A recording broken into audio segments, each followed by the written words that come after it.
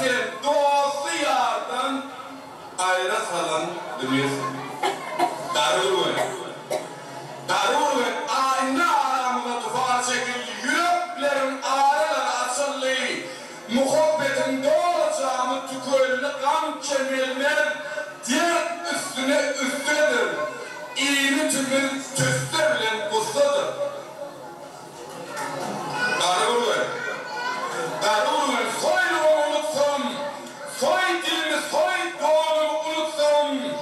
Şahanla ve toy gününü unutsun. Armağan olun iyiller edin tanımaz. Ata olun genelidin tanımaz. Ata olun genelidin tanımaz.